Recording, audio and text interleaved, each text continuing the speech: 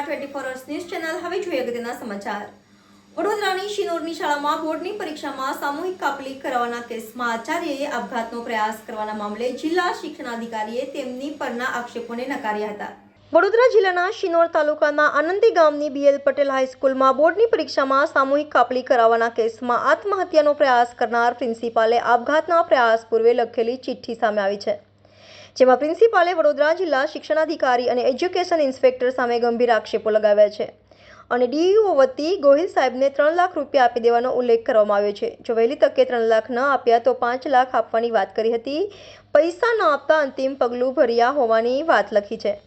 આ ઉપરાંત પ્રિન્સિપાલે પત્નીને ઉલ્લેખીને પણ એક ચિઠ્ઠી લખી હતી, તે પણ સામે આવી છે। જો કે વડોદરા જિલ્લા શિક્ષણાધિકારીએ સમગ્ર આક્ષેપોને નકારી કાઢ્યા છે અને સમગ્ર મામલે કાર્યવાહી કરવામાં આવી હોવાની વાત કરી છે। આત્મહત્યાનો પ્રયાસ કરનાર પ્રિન્સિપાલની વાયરલ થયેલી સુસાઇડ નોટ અંગે જિલ્લા શિક્ષણાધિકારીએ જણાવ્યું હતું કે ઘટના 18 તારીખે બની હતી અને સરકારી પ્રતિનિધિએ એની ડાયરીમાં સ્પષ્ટ ઉલ્લેખ કરીને આપ્યો છે। ત્યારબાદ રોજ કામ કરીને કચેરીના એજ્યુકેશન ઇન્સ્પેક્ટર તથા તપાસ માટે ગયા હતા, તેમાં ખૂબ જ પારદર્શક તપાસ કરવામાં આવી હતી।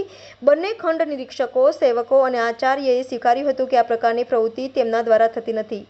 તે જ દિવસે પત્ર લખીને આચાર્યને ફરજમુક્ત કરવાની સૂચના આપી દેવામાં આવી હતી। ત્યારે આચાર્યએ અંગત કારણોસર કે પછી સ્વ બચાવ કે કોઈ કાર્યવાહીના ડરથી એમણે પગલું ભર્યું હોઈ શકે છે।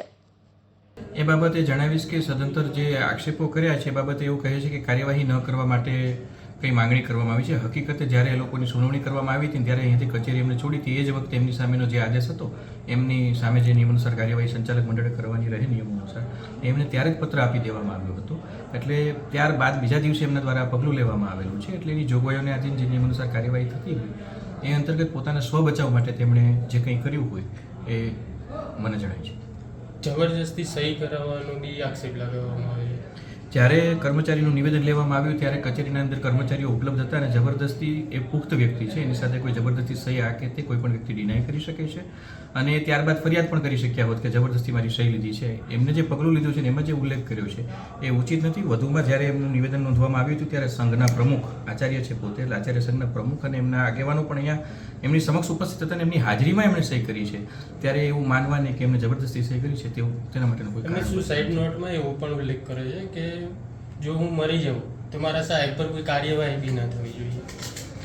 એ એની લાગણી હશે કે જે હોય તે બાબતે હું કશું ન કહી શકું એણે શા માટે એવું લખ્યું છે, પરંતુ જે હકીકતલક્ષી વિગતો હતી એ મેં આપને જણાવી છે। પોલીસ કે અન્ય કોઈ આપનો સંપર્ક કર્યો નિવેદન લેવા માટે? એ બાબતે સંપર્ક અમારા હજી સુધી કોઈ કરેલો નથી।